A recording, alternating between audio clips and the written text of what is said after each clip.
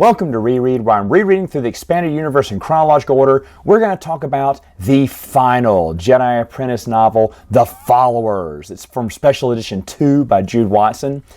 This takes place at first, shortly after Book 18 of the series. Tal has been dead for a little while.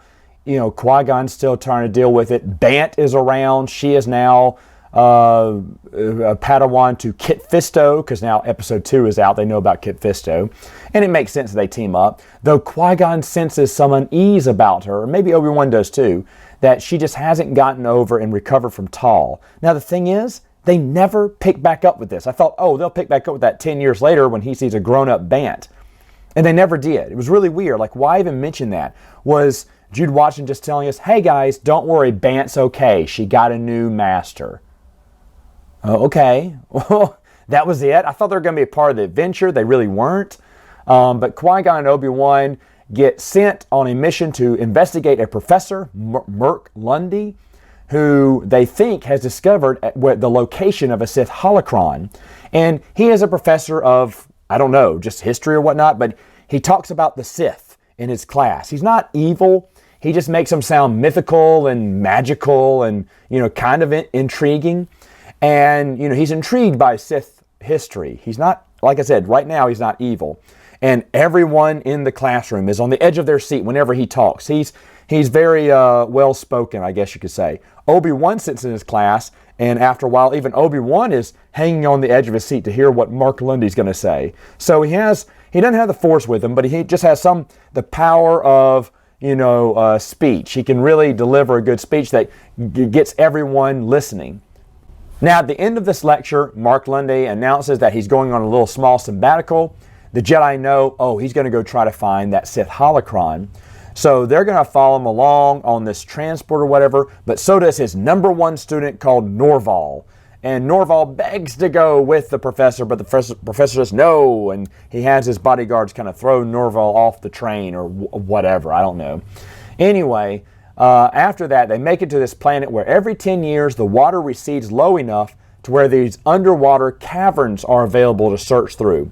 Now there's, I guess, several corridors, and it's like a big giant maze, but within those caverns is possibly a Sith holocron, and the professor thinks he knows where it is. Now, he loses the Jedi. The Jedi are trailing him, but then they lose him while he's on the trail, and the time they find him, he has one eye taken out of his eye. So he's got an empty eye socket, kind of blood. He's kind of going crazy now. He's like, I had it. He took it from me. Just kind of going crazy.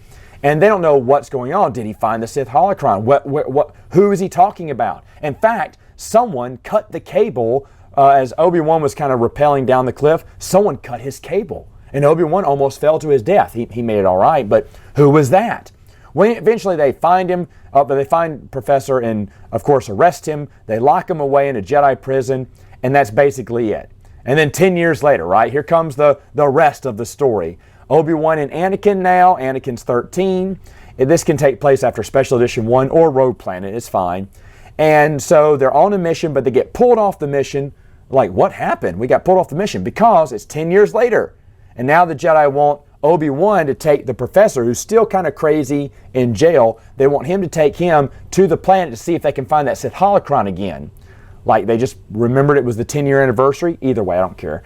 But Obi-Wan remembers that the Sith holocron being around it, or what he felt was close to it, made him feel weird or uneasy and angry. And he's kind of worried what it will do to Anakin. Of course, Anakin's kind of, a little bit hot off the handle more than Obi-Wan was. So they team up with the professor, who's still in his cage the whole time. The professor agrees to help them just so he can see the holocron. He has it, still going crazy. And through the adventure, they go back to the caves and find it. Of course, Norval, which they thought was dead because no one had ever seen him in 10 years. Of course, he's alive.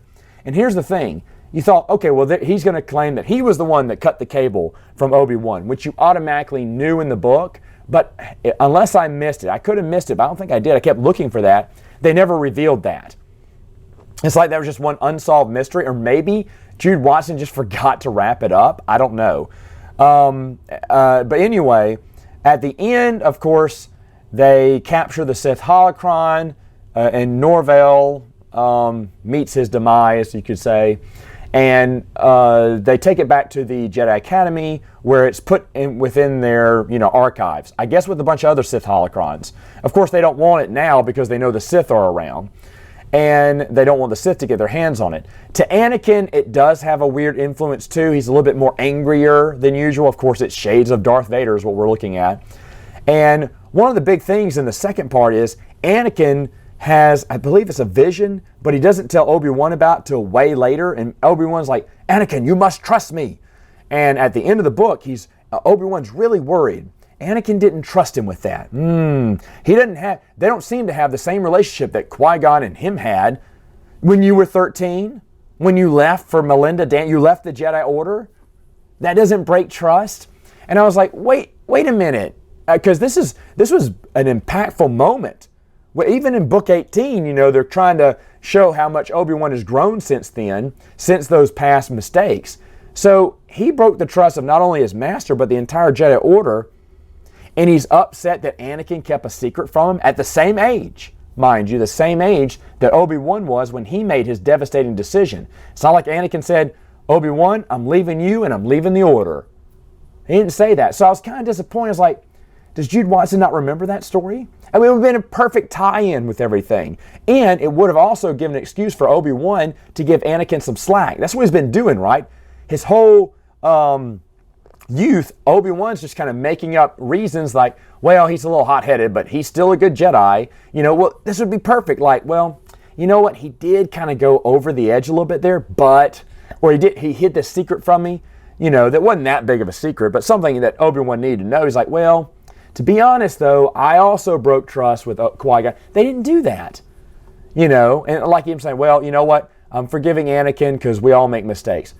And I was kind of confused. This was my least favorite book in the Jedi Apprentice series. It's not the worst. It's not terrible. It's not terrible, but it is my least favorite. And it's just because it feels like there's a bunch of missed opportunities. Why introduce Bant at the beginning, but never follow up with her? Not that I care, but how can we never get to find out who cut the cord on the cliff? Maybe Jude Watson didn't even know. I don't know. It's Norvell, obviously. And then why wasn't there more of a, I don't know, a better explanation for Obi-Wan and Anakin? He's worried that they don't have the same relationship that he and Qui-Gon did.